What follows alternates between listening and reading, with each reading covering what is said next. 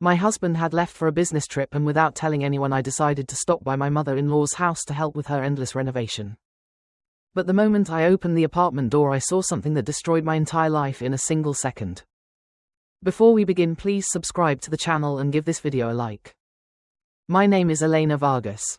I am 34 years old, and for the last decade of my life I repeated almost like a prayer that true love really existed, because I had found it in Sebastian, the man who once got down on his knees with tears in his eyes and promised me fidelity until death. We met when I was only 23, full of dreams and hopes. With his sweet words and confident smile, he made me believe that life beside him would be a safe shelter against any storm. We married in an intimate but deeply emotional ceremony. Although we never had children, I always believed our story was strong, authentic, and invincible. By his side I learned to give in to trust and to wait even when my own needs stayed in second place. Sebastian was the kind of man everyone admired: successful, educated, and charming, so I never doubted, never asked, and never suspected. Until love began to feel like routine, and routine like an ever colder shadow. That day my husband had left for work, but something in my chest told me there was a truth I was not seeing. It was not a concrete suspicion, but a silent ache that would not let me breathe fully, as if my heart already knew what my mind still refused to accept. I had learned to live with Sebastian's absences, with his mood changes, and with his phone always face down. But that morning when he said goodbye with a cold kiss and a rehearsed excuse, something inside me broke. I stayed in the kitchen staring at his half-empty coffee cup, knowing that something was about to shatter forever. Without telling anyone, I decided to go to my mother-in-law's house to help with her famous endless renovation, the one that had served as the perfect excuse for months. I had heard him say so many times that he needed to help his mom that the phrase itself already tasted like a lie. She, a proud, independent woman who had never asked for help, suddenly seemed fragile and needy. Something did not add up, and that dissonance grew louder in my head. So I took my bag, turned off my phone, and left, determined to find the truth that was already looking for me. I took a taxi to the building where she lived, trying to convince myself that I was exaggerating, that I was probably just tired. The driver talked, but I did not listen. I only stared out the window, clutching my bag to my chest as if it could protect me from whatever I was about to find. Every red light felt like a sign to turn back, but I did not. Something pushed me stronger than fear, more powerful than habit. It was as if after years I finally dared to look straight at what I had always feared. I climbed the stairs slowly, breathing deeply, because something inside me screamed that I was about to lose everything. Each step was a battle against the trembling in my legs, against the vertigo growing in my stomach. The walls I had seen so many times in passing now seemed strange, as if they hid secrets between the plaster. When I reached the right floor, I hesitated a few seconds with my hand on the railing, listening only to the echo of my own breathing. And then, without thinking anymore, I walked to the door with firm steps, but with my soul in ruins.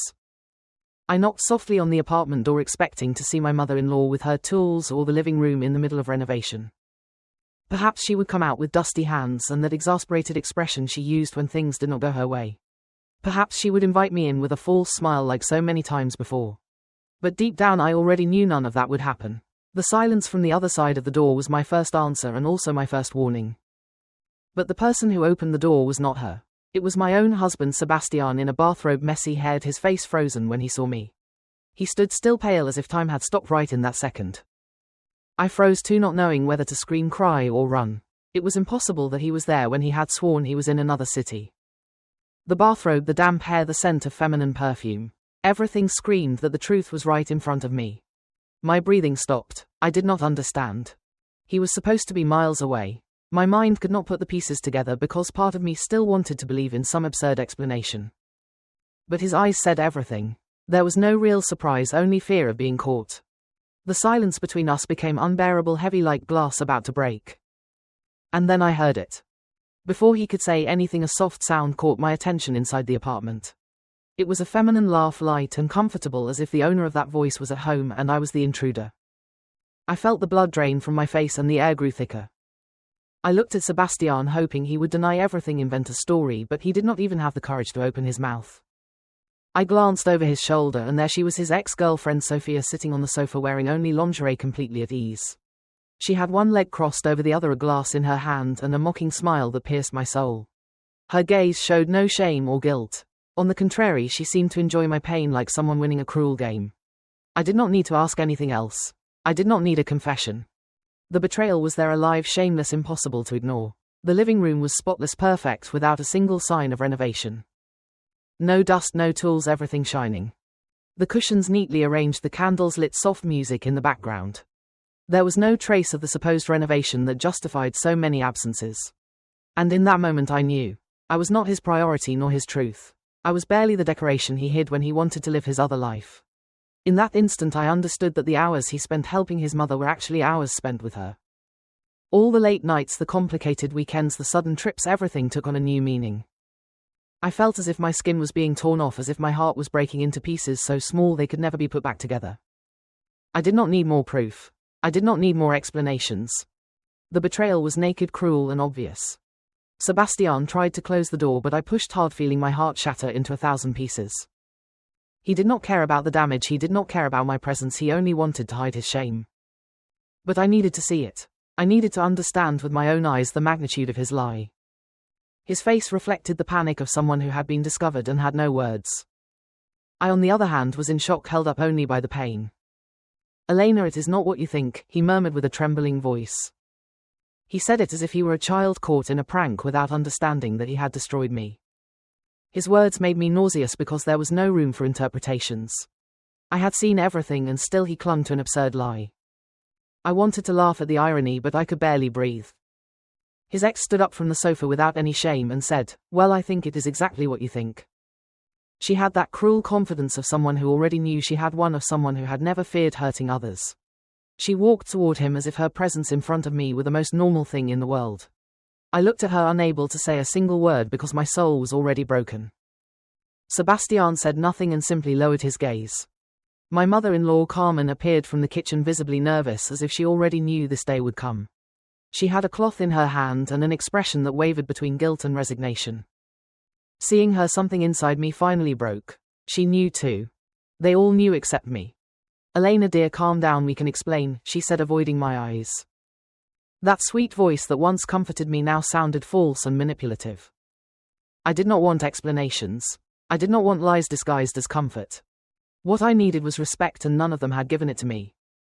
From that moment on, I no longer felt part of that family. I felt the floor disappear beneath my feet. They all knew except me. I had become the protagonist of a silent mockery, a shared lie by those who claimed to love me. The humiliation was so deep it hurt even in my bones. I wanted to scream, break something, disappear, but I stood there looking at a life that was no longer mine. Sebastian tried to touch my arm, but I stepped back as if his hand burned. I could not stand even the touch of his skin, the scent of his perfume, or his breath nearby. It was as if suddenly he were a stranger, someone I had never known. What hurt most was not the betrayal, but the time I had spent believing in a lie. And that neither he nor anyone could repair. "How long?" I asked with a broken voice. I needed at least one truth, not a detail, not an excuse, just one honest sentence that would help me close the open wound. I knew the answer would hurt, but the unbearable thing was to remain in silence. He lowered his gaze, and it was his mother who answered. My mother-in-law sighed before he could speak. They started seeing each other again almost a year ago. Her words pierced me like a slow, cold, brutal knife. A whole year pretending, a year sharing a bed with a man whose heart was somewhere else. The betrayal was no longer a mistake, it was a parallel life sustained with care and complicity. And I, blind, naive, building a future with someone who was already living in the past. That almost a year was a stab wound. I had been living with a stranger.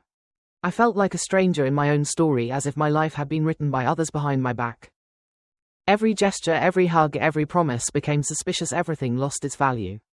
Trust had not been broken, it had been slowly murdered while I slept beside him. Sebastian, defeated, lowered his head. He did not deny, he did not fight, he did not even have the dignity to invent anything. That passivity of his hurt me the most, as if I were not even worth trying for. It was the end, and he accepted it with the cowardice of someone who had never truly loved. I realized I was not losing love, I was releasing a lie. Sophia, annoyed, commented, "I knew this was going to happen sooner or later." Her tone was triumphant, like someone who finally felt legitimized. Not a trace of guilt, not the slightest respect for my pain. She looked at me as if I were the intruder, as if her presence in that house was more justified than mine. And Sebastian, in silence, did not contradict her. That was all I needed. I wanted to scream, cry, destroy everything, but I remained motionless in silence, as if my body had abandoned me. It was as if my soul had left me and was watching from afar with pity. I could not think, I could not move, I could not react. I was only there, absorbing the truth like a slow poison, and every second was more unbearable than the last. I took my keys from my bag, breathed, and said, "Do not ever speak to me again." None of you. My voice came out firm, but inside I trembled like a leaf in the middle of a storm. I knew that if I stayed one more minute I would break.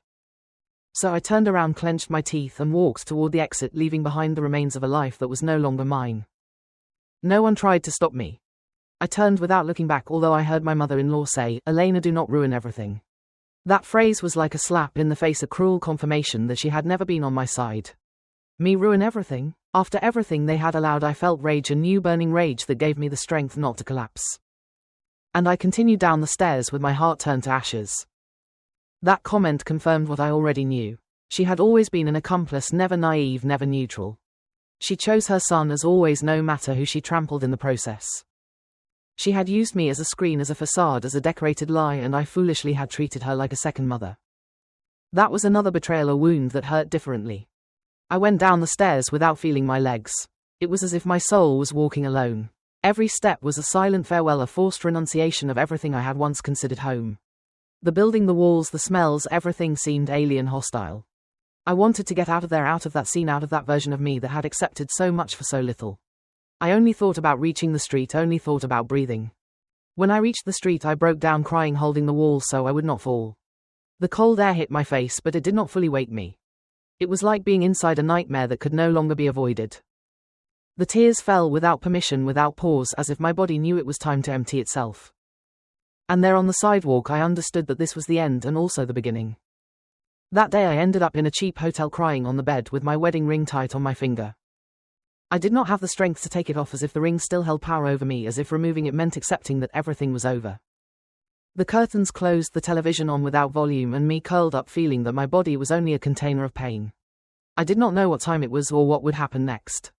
I only knew I could not go back home. I could not sleep. I replayed the scene over and over, searching for a detail that would tell me it was a lie. I reviewed every word, every gesture, every shared moment, trying to find signs I had not wanted to see. But there was no longer room for doubt.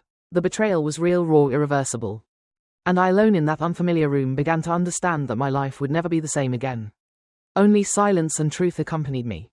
The next morning I took a deep breath and called the lawyer. It was time to end what was already dead. My voice was trembling, but every word that came out of my mouth was an act of recovery. They told me they could start the procedures that same day, that they would need documents, dates, signatures. I hung up the phone with sweaty hands, but with a slightly steadier heart. I drank bitter coffee and began to plan my definitive exit. I started the divorce process without telling Sebastian. He would find out through the papers. I had nothing more to say to him, no pending conversation. Words no longer made sense when trust had been shattered. I preferred to let justice speak for me because my voice was broken, but my decision remained intact. I no longer wanted explanations, I wanted freedom. My lawyer looked at me with surprise. "Are you sure? This could be long and painful." I nodded without hesitation, although inside I felt I was bleeding. It was not about being prepared, but about not wanting to remain a prisoner any longer. Painful was the lie, not the ending. And although I did not know how the path would be, I was clear that I could not stay where there was no longer love or respect. "I am already in hell," I answered. "I just want to get out." He lowered his gaze, perhaps understanding that this was not only a divorce but a liberation. We signed the first papers in silence without needing to explain the damage. Each stroke on that document was an open scar, but also a promise of reconstruction. I left the office with burning eyes but a straight back. I returned to the apartment where we lived. He was still asleep, as if nothing had happened. The world had collapsed on me, and Sebastian kept breathing calmly, unaware, indifferent. I stopped for a few seconds in front of the door, breathing deeply before entering. I walked slowly down the hallway with the firm decision never to return. This was the last time I would cross that threshold. I left the wedding ring on the kitchen table on top of a finished note. I did not need to write more. He did not deserve more words. The ring shone on the paper like a cruel irony, like a symbol of everything that had broken. I did not cry when I left it. I no longer had tears left, only dignity remained. I packed my suitcases in silence, breathing deeply so I would not collapse. Every garment stored was one more step away from everything we had pretended to be. I did not take everything, only what I needed to start again. I left memories, photographs, broken promises. None of that had space in my new life. I closed the suitcase and with it a stage that no longer belonged to me. I left without him noticing. It was the first time in years that I chose myself. I walked to the elevator without looking back, with trembling hands but a soul firmer than ever. I was no longer his wife, no longer his shadow. I was a wounded woman, yes, but determined to rebuild herself. And that at last was mine. For weeks Sebastian sent me tearful messages begging to talk, saying it had been a mistake. Every word of his was like a stone thrown into a calm lake, useless noise over a piece I was just beginning to build. I did not answer, I did not open a single one, because there was nothing left to say. He had chosen his truth, and now he had to live with the consequences. I chose my silence, my distance, my dignity. I did not answer any of them. Sometimes silence is the only defense. I did not want revenge or drama, I only wanted to disappear from his story and begin mine. Every time the phone rang I breathed deeply and let it vibrate until it stopped. I did not need more wounds, I already had enough for a lifetime. I learned that ignoring can also be a way to heal. My mother-in-law also tried to contact me begging me not to abandon the family. I read her messages only once and then deleted them. I could not allow him to manipulate me again to make me feel guilty for a destruction they themselves had caused. Family is not those who betray you in silence. It was time to let go even of those bonds I had once felt were true. I deleted her number. I owed nothing to anyone, neither loyalty nor explanations nor space in my heart. I had given everything I had and they had returned it empty. Now it was time to close doors with a key and throw the key into the sea, because sometimes the healthiest thing is to cut at the root what only knows how to hurt. My friends supported me, they gave me shelter, food and strength when my knees could no longer hold me. They welcomed me without questions, with long hugs and looks that said, "We are with you." They did not try to fix me, they only accompanied me while I picked myself up piece by piece. With them I laughed timidly again, I ate without guilt, I slept without fear. I never knew how much I needed them until the world came crashing down. With time I understood that betrayal hurts more when it is silent, hidden under excuses. It was not the screams or the fights that broke me. It was the deception disguised as routine, the lie with the smell of home, those everyday gestures that seemed like love and were barely habit. I learned to look back without looking for culprits, but without forgiving the unforgivable. And in that process I began to find myself. I sought therapy. It was the first time I was listened to without judgment. There, between tears and silences, I began to rebuild my story from the root. I discovered old wounds that were also bleeding, inner voices that repeated that I was not enough. The therapist looked at me with firmness and tenderness, as if she were handing me a clean mirror for the first time. And little by little I began to breathe again. I returned to work with more focus than ever, using my pain as fuel. Each workday was a battle won against sadness, an affirmation that I could still go on. I immersed myself in projects, I surrounded myself with new challenges, I moved away from everything that reminded me of Sebastian, not to run away but to move forward, because I understood that healing is also creating. Months later I began to recover my self-esteem step by step without hurry. I no longer looked at myself with the eyes of someone who had betrayed me, but with my own more compassionate ones. I gave myself time, silence, care, things I had once given to everyone except myself. I learned not to apologize for setting boundaries. Sometimes growing hurts, but it frees you. I made new friends, sincere people who restored my faith in others, people who asked nothing of me, who did not expect me to pretend to be fine.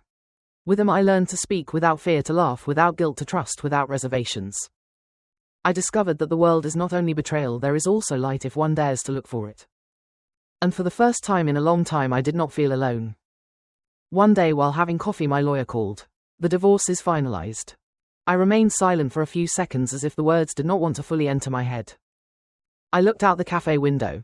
I saw the city moving as always, but something in me had stopped.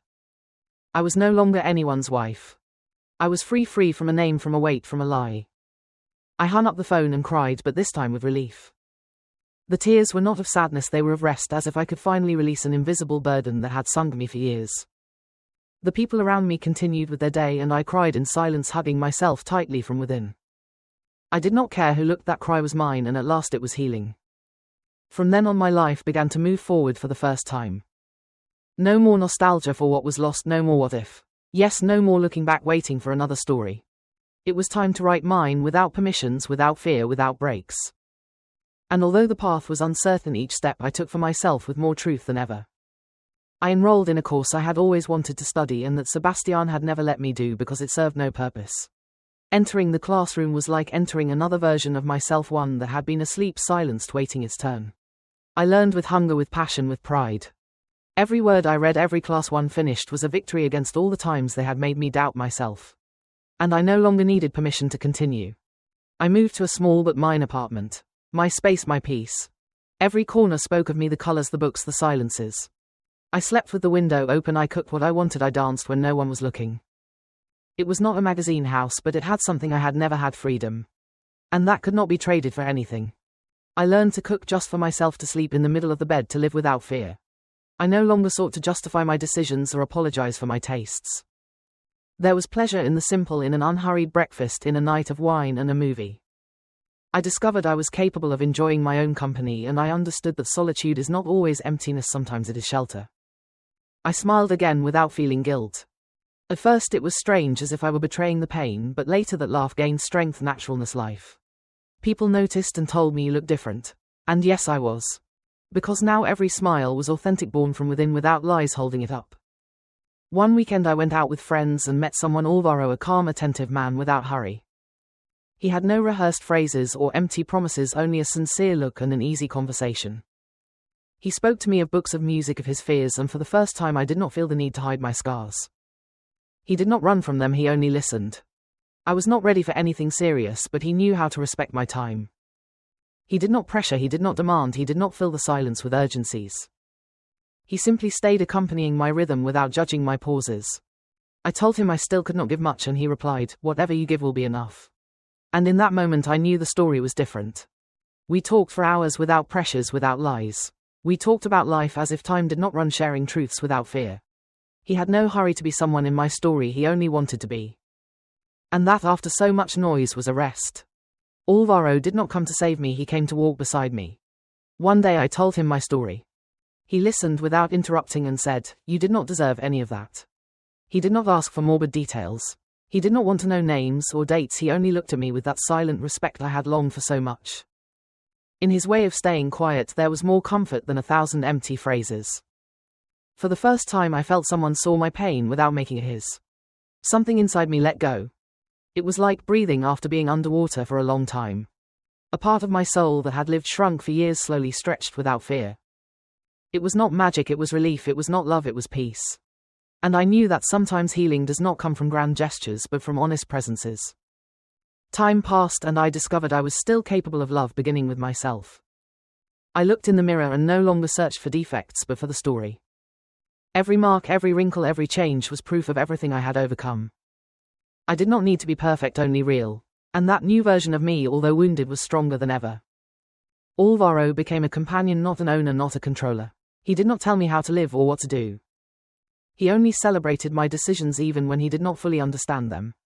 He was my equal, not my shadow nor my judge. We walked together but each with our own steps. And at last love did not hurt. Meanwhile Sebastian tried to come back several times, but I was no longer the same woman he had destroyed. His messages were more confusion than regret, more ego than love. He spoke to me of the past as if it were a passing mistake, as if he could erase it with promises. But it was already too late. I had already closed that door from the inside. When I saw him for the last time he said, "I miss you."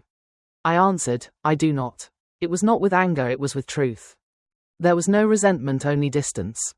Not even the echo of what we had been remained. He stayed there in silence, watching me walk away like someone seeing someone they can no longer reach depart. I closed that door with the certainty that I would never again accept crumbs.